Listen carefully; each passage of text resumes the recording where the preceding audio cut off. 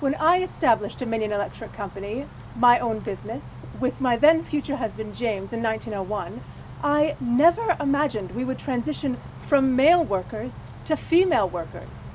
Nor would I have imagined that our factories would be in the thick of the munitions business, the business of war. Well, it's back to the kitchen for me. To tell you the honest truth, if it weren't for social prestige and all that sort of thing, I'd rather be a cook than a professional woman. Though, of course, I'd rather be Bob's wife than either. When Bob enlisted, I went back to the work I did before my marriage. It was work I was exceptionally good at, I might add, but I'm a good cook too.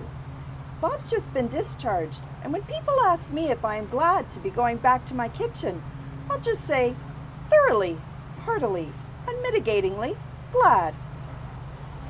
I consider myself very fortunate to have the professional status that I do. They say that in 1901, women made up only 1% of the workforce in Canada. With so many of our men leaving their work to fight overseas, more women are now working to do their bit. Women are needed on farms and munitions factories for knitting and sewing soldiers' comforts. I myself hired a good number of women to fill the lines of my operation. Without them, surely Dominion Electric would not have survived the war.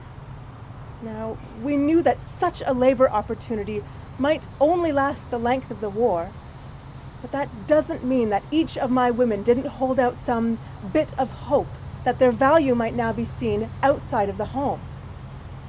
What will come of their work when the war is over and the men have returned? Could these women stand having to ask their husbands for money after earning their own for so long?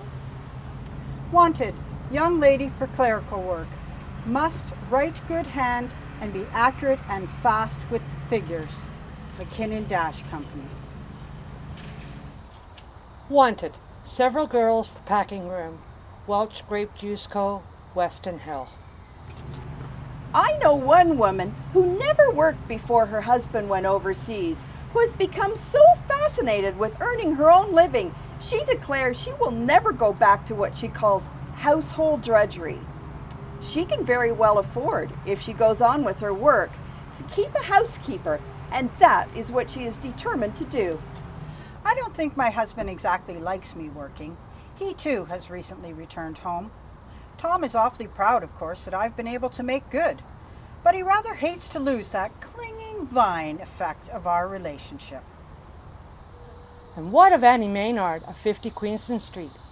Just this year she was appointed policewoman. You should see her patrolling the streets of St. Catharines, baton in hand, just like any other constable. What will happen to her position? Will she still be employed after the war? The government has begun to consider what's next for the munition plants under its control. The old Packard Electric facility, which the government took over to manufacture artillery shells.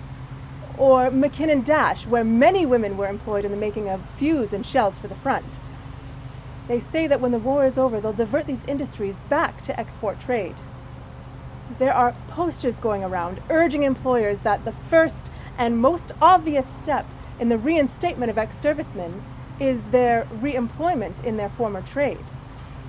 Once local boys return from the front, they will expect to resume the work they had done before they enlisted, leaving women without work. What's next for these women? Never of us be said we had no war to wage. Because our womanhood, because the weight of age, Held us in servitude, none sees us fight, yet we in the long night battle to give release. To all whom we must send to seek and die for peace.